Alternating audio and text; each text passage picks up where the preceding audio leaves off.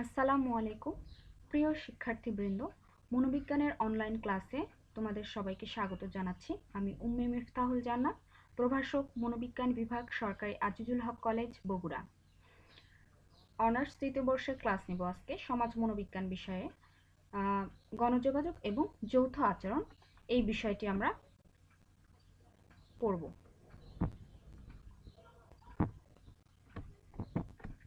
তো গণযোগাযোগ ও যৌথ আচরণের উপর আরও একটি ক্লাস নিয়েছি।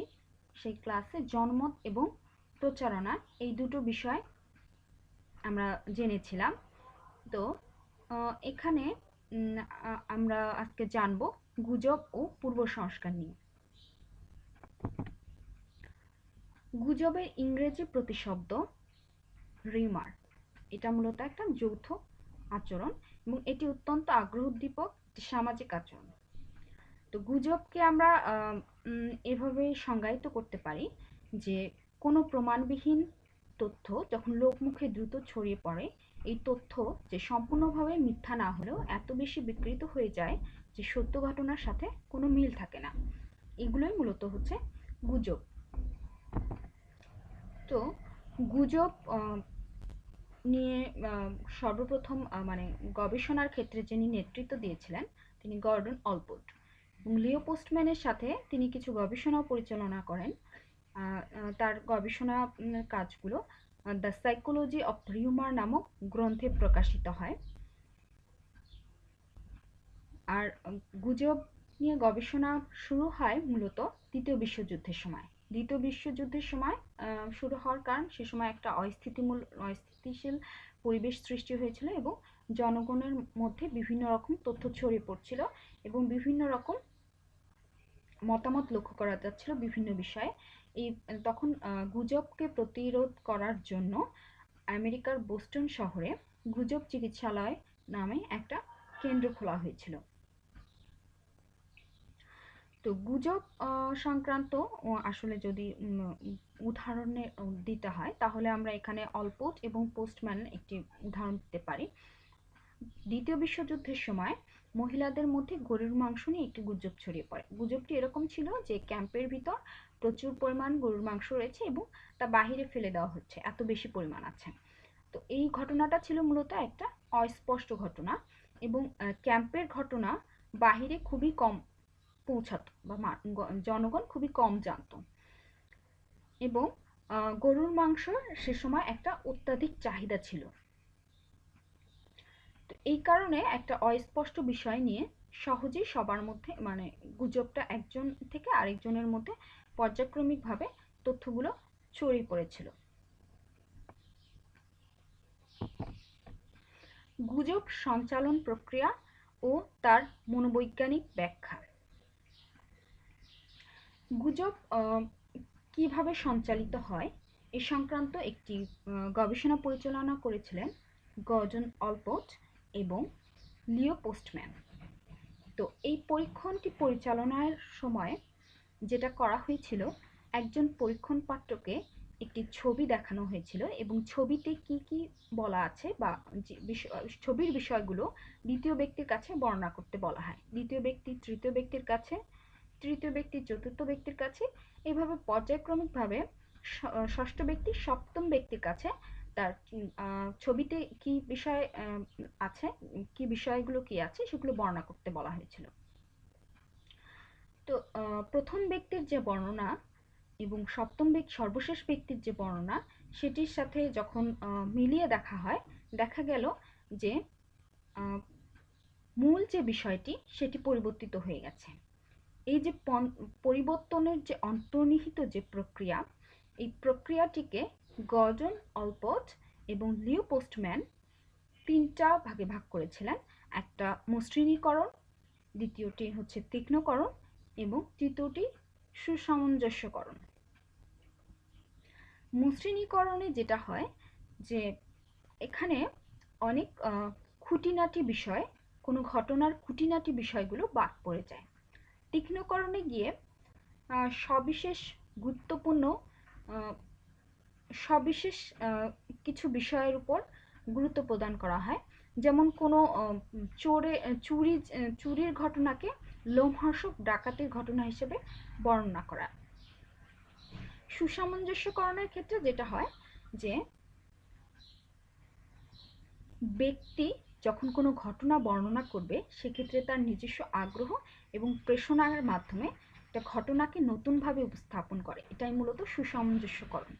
এই যে তিনটা প্রক্রিয়া গর্ডন অলপোর্ট এবং লিও পোস্টম্যান বললেন, এই তিনটা প্রক্রিয়াকে বলা হয় ইমবেডিং প্রসেস বা সরলীকরণ প্রক্রিয়া। তো সরলীকরণ প্রক্রিয়াকে আমরা এভাবে বলতে পারি, কোনো ঘটনাকে সহজবোধ্য এবং অর্থবহভাবে যখন কোনো ব্যক্তি বর্ণনা করবেন তার নিজস্ব আবেগ এবং অভিজ্ঞতাকে কাজে লাগিয়ে সুসামঞ্জস্যকরণভাবে উপস্থাপন করবে, সেটাই মূলত সরলীকরণ প্রক্রিয়া বা ইমবেডিং প্রসেস। তো গুজব সৃষ্টির পিছনে মনোবৈজ্ঞানিক কিছু কারণ আছে। তো লিও পোস্টম্যান এবং গর্ডন অলপোর্ট বলেন যে গুজব ব্যক্তিবর্গের প্রেষণা এবং আবেগের প্রকাশস্বরূপ, মানে প্রেষণা ব্যক্তিবর্গের আবেগ এবং প্রেষণার কারণেই মূলত গুজবের সৃষ্টি হয়। আশা করি আমরা গুজব কি, গুজব সঞ্চালন প্রক্রিয়া এবং তার মনোবৈজ্ঞানিক ব্যাখ্যাটা আমরা জানতে পেরেছি। এবার চলো আমরা জেনে নেই পূর্ব সংস্কার কি। পূর্ব সংস্কারের ইংরেজি প্রতিশব্দ প্রেজুডিস। তো পূর্ব সংস্কারটা আসলে কি? জাতিগত, ধর্মগত বা সংখ্যাগত ভিন্ন কোনো সম্প্রদায়ের সদস্যদের প্রতি বিদ্বেষ বা পক্ষপাতমূলক মনোভাবকে পূর্ব সংস্কার বলা হয়। সংখ্যালঘুদের প্রতি সংখ্যাগরিষ্ঠের যে বিদ্বেষমূলক মনোভাব বা পক্ষপাতমূলক মনোভাব, সেটাই মূলত হচ্ছে পূর্ব সংস্কার। পূর্ব সংস্কারের ক্ষেত্রে যে বৈশিষ্ট্যগুলো লক্ষ্য করা যায়, পৃথকীকরণ এবং বিদ্বেষ। আর দ্বিতীয় যে বৈশিষ্ট্যটি লক্ষ্য করা হয়, আমরা যে বিদ্বেষমূলক মনোভাবটা পোষণ করছি এর পিছনে যে তেমন কোনো যুক্তিপূর্ণ বা নির্ভরযোগ্য তথ্য থাকে না। এখানে পূর্ব সংস্কার উদাহরণস্বরূপ আমরা বলতে পারি মার্কিন যুক্তরাষ্ট্রের নিগ্রো এবং শ্বেতাঙ্গদের মধ্যে বর্ণ সম্বন্ধনীয় একটা পূর্ব সংস্কার বিরাজমান। আমাদের দেশে পূর্ব সংস্কার সেরকম কোনো উদাহরণ নেই, তারপরও জাতিগত পূর্ব সংস্কার নেই, তারপরও দেখা যায় যে বিভিন্ন জেলায় বা আমাদের যে জেলাগুলো আছে, জেলার এক জেলার মানুষের সম্পর্কে অন্য জেলার মানুষের কিছু নেতিবাচক মনোভাব থাকে। এছাড়া উঁচু শ্রেণীর পেশাজীবী মানুষের নিচু পেশাজীবীর মানুষের প্রতি এক ধরনের নেতিবাচক মনোভাব থাকে। এই বৈষম্যটা বা এই নেতিবাচক মনোভাব সৃষ্টির কারণ উঁচু পেশাজীবী মানুষ নিচু পেশাজীবীর মানুষের প্রতি যে নেতিবাচক মনোভাবটা পোষণ করছে, এটার পিছনে মূলত দায়ী পদমর্যাদা বা ক্ষমতা। তো সংক্ষেপে যদি আমরা এভাবে বলি যে পূর্ব সংস্কার কোনো বিশেষ বৈশিষ্ট্য সম্পন্ন দলের সদস্যদের প্রতি অসম বৈশিষ্ট্য সম্পন্ন ব্যক্তিবর্গের পক্ষপাতিত্বপূর্ণ মনোভাব, যা তাদের চিন্তন, প্রত্যক্ষ অনুভূতি এবং কাজে প্রতিফলিত হয়। আশা করি আমরা পূর্ব সংস্কার কি এটা বুঝতে পেরেছি। পরের স্লাইডে চলে যাই। পূর্ব সংস্কার অর্জন এবং সংরক্ষণ। পূর্ব সংস্কার মূলত হচ্ছে একটা শিক্ষালব্ধ একটা প্রক্রিয়া। তো অন্যান্য সামাজিকীকরণ প্রক্রিয়া আমরা অন্যান্য বিষয়গুলো যেভাবে শিখি কোনো ব্যক্তির মাধ্যমে বা আশপাশের মানুষগুলোর কাছ থেকে, পূর্ব সংস্কারটাও ঠিক সামাজিকীকরণের প্রক্রিয়ার মাধ্যমে আমাদের ভিতর চলে আসে। তো পূর্ব সংস্কারকে কেন্দ্র করে আমাদের মধ্যে কিছু স্টেরিওটাইপস তৈরি হয় বা বদ্ধমূল ধারণার সৃষ্টি হয়। আর এই যে পূর্ব সংস্কার, এটা কবে প্রথম মানুষের মধ্যে জন্ম লাভ করে এটা বলাটা খুবই কঠিন। তবে ধরে নেওয়া হয় যে শিশুকালে বা শৈশবেই আমাদের মধ্যে পূর্ব সংস্কারের জন্ম। তো এখানে একটা গবেষণা আছে, ক্লার্ক, ওনার এই গবেষণাটা 1965 সালে।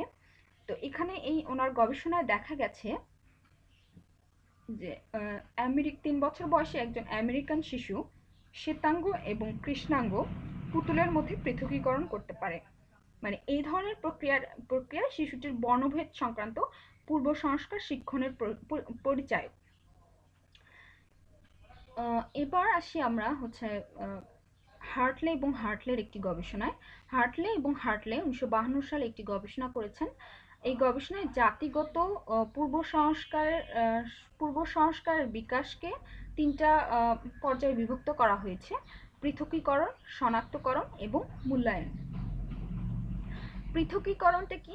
পৃথকীকরণটা হচ্ছে যে আমরা আগের যে গবেষণাটায় বললাম, ক্লার্কের গবেষণায়, যে একজন আমেরিকান শিশু শ্বেতাঙ্গ এবং কৃষ্ণাঙ্গ পুতুলের মধ্যে পৃথক পার্থক্য করতে পারছে।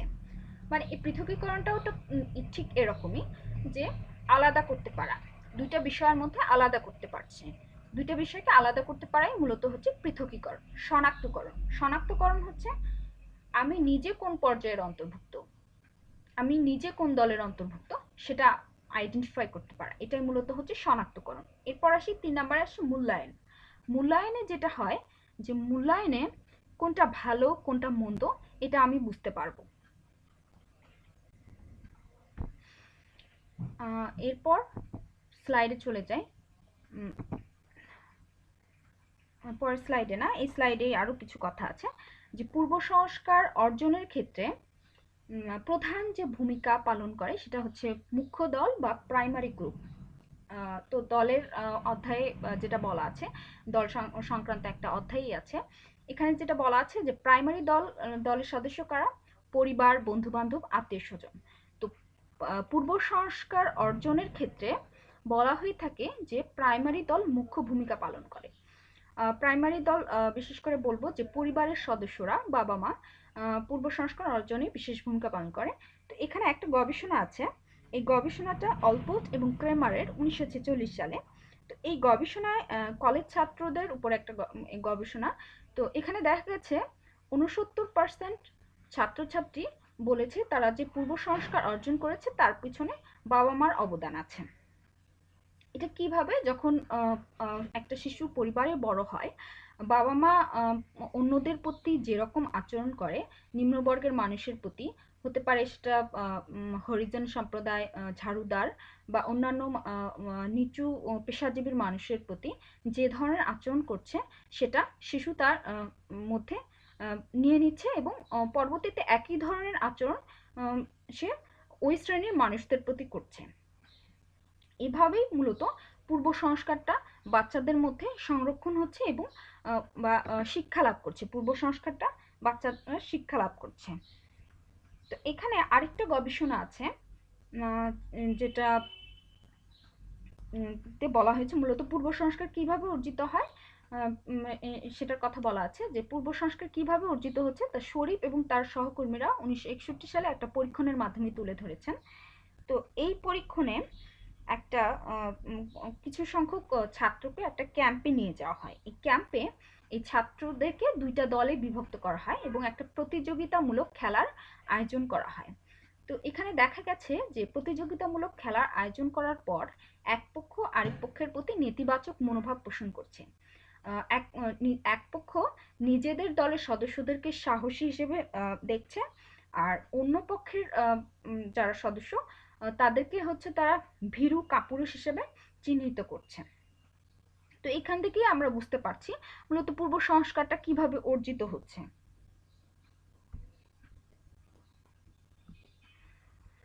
আমরা পরের স্লাইডে চলে যাই। পূর্ব সংস্কার হ্রাসের উপায়। পূর্ব সংস্কার কিভাবে হ্রাস করা যায়? আমরা পূর্বেই জেনেছি পূর্ব সংস্কার হচ্ছে একটা শিক্ষালব্ধ আচরণ এবং এটা হচ্ছে পরিবর্তনযোগ্য। এবং পূর্ব সংস্কার যেহেতু একটা মানুষের প্রতি নেতিবাচক মনোভাব পোষণ করা হয়, যেহেতু বিভেদ সৃষ্টি করা হয়, এর জন্য এটা আমাদের জন্য ক্ষতিকর। এবং পূর্বে অনেক ঘটনায় দেখা গেছে যে পূর্ব সংস্কারের কারণে জাতিগত দাঙ্গাও হয়েছে। এই কারণে পূর্ব সংস্কার হ্রাসের জন্য সমাজ মনোবিজ্ঞানীগণ বিভিন্ন রকম প্রচেষ্টার কথা বলেছেন। কিন্তু প্রথমে যেটা উল্লেখ করা যেতে পারে, বিবাদমান দলের মধ্যে পারস্পরিক সংস্পর্শ। যদি এটা দুইটা বিবাদমান দলের মধ্যে পারস্পরিক সংস্পর্শে নিয়ে আসা যায়, তাহলে তাদের মধ্যে যে মত পার্থক্যটা আছে বা তাদের মধ্যে যে নেতিবাচক মনোভাবটা আছে, এটা অনেকাংশে কমিয়ে আনা যাবে। পারস্পরিক সংস্পর্শের ফলে একে অপরকে জানবে, ফলে ভিত্তিহীন যে ধারণাগুলো ছিল সেগুলো হ্রাস পাবে। তারপর দ্বিতীয়ত হচ্ছে আইন, প্রাসঙ্গিক আইন। প্রাসঙ্গিক আইন প্রণয়ন করেও হচ্ছে পূর্ব সংস্কার হ্রাস করা যায়। তারপর আরেকটা পয়েন্ট আছে একই লক্ষ্য অর্জনের যৌথ প্রচেষ্টা। একই লক্ষ্য অর্জনের জন্য যদি যৌথ প্রচেষ্টা বা কোনো ধরনের প্রচেষ্টা চালানো হয়, সেক্ষেত্রেও পূর্ব সংস্কার হ্রাস করা সম্ভব হবে। এরপর আসি আন্তঃকৃষ্টিমূলক শিক্ষার প্রচলন। আন্তঃকৃষ্টিমূলক শিক্ষার প্রচলন মানে যেখানে এই আন্তঃকৃষ্টিমূলক শিক্ষার মাধ্যমে পূর্ব সংস্কারটাকে হ্রাস করা হবে। এখানে একটা গবেষণা আছে, এই গবেষণা করেছিলেন টেগার এবং ইয়ারো। এখানে প্রথম শ্রেণীতে অধ্যয়নরত শিক্ষার্থীদেরকে 3টা দলে ভাগ করা হয়। প্রথম দলটিকে যেটা করা হয়, বিভিন্ন কৃষ্টিগত পার্থক্য নির্দেশকারী শিক্ষা প্রদান করা হয়। দ্বিতীয় দলটিকে প্রচলিত চিরায়ত ধারণা পরিবর্তনের চেষ্টা বিবর্জিত সনাতন পদ্ধতিতে শিক্ষাদান করা হয়। তৃতীয় দলে কোনো আন্তঃকৃষ্টিমূলক প্রশিক্ষণ দেওয়া হয় না, তবে তারা একত্রে হাতের কাজ করে। মানে প্রথম দলটিতে যেটা করা হয় যে আমাদের বিভিন্ন গোষ্ঠীর মধ্যে যে পার্থক্য বিদ্যমান, কৃষ্টিগত সংস্কৃতিগত যে পার্থক্য বিদ্যমান, সে বিষয়গুলো জানানো হয়। দ্বিতীয় দলে সনাতন পদ্ধতিতে শিক্ষা দেওয়া হয়, যেখানে হচ্ছে কৃষ্টিগত পার্থক্যের বিষয়গুলো উল্লেখ থাকে না। আর তৃতীয় যে দলটি ছিল, এখানে হচ্ছে কৃষ্টিমূলক কোনো প্রশিক্ষণই দেওয়া হয় না। তো ফলাফল স্বরূপ যেটা দেখা হয় যে প্রথম দল যাদেরকে আন্তঃকৃষ্টিমূলক শিক্ষাদান করা হয়েছিল, তাদের মধ্যে পূর্ব সংস্কারটা অনেকাংশে হ্রাস পায়, এবং দ্বিতীয় দলে পূর্ব সংস্কারটা বৃদ্ধি পায়। মানে এক দল অন্য দলের প্রতি নেতিবাচক মনোভাব পোষণ করে। আর তৃতীয় যে দল, এই দলটি মধ্যে কোনো পরিবর্তন লক্ষ্য করা যায় না। এরপর আসি হচ্ছে সর্বশেষ পয়েন্ট হচ্ছে গণমাধ্যম। গণমাধ্যম পূর্ব সংস্কার হ্রাসের ক্ষেত্রে একটা গুরুত্বপূর্ণ ভূমিকা পালন করতে পারে। বিভিন্ন শিক্ষণীয় চলচ্চিত্র, ডকুমেন্টারি, এগুলো প্রচারের মাধ্যমে আমরা পূর্ব সংস্কারটা হ্রাস করতে পারি। এছাড়া আরও কিছু উদ্যোগ গ্রহণ করা যেতে পারে। সেক্ষেত্রে আমরা বলতে পারি যে সমাজের যে বিভিন্ন পর্যায়ের মানুষগুলো আছে, তাদের যৌথ প্রচেষ্টা, এই যৌথ প্রচেষ্টার মাধ্যমে পূর্ব সংস্কার হ্রাস করা সম্ভব। এই ক্লাসের মাধ্যমে আমরা জানলাম গুজব এবং পূর্ব সংস্কার। আশা করি আমরা এই দুটো টপিকসে বুঝতে পেরেছি। পরবর্তী ক্লাসে আবার দেখা হবে, সে পর্যন্তই থাকলো। তোমরা অবশ্যই ভালো থাকবে, সুস্থ থাকবে, এই কামনা করছি। আল্লাহ হাফেজ।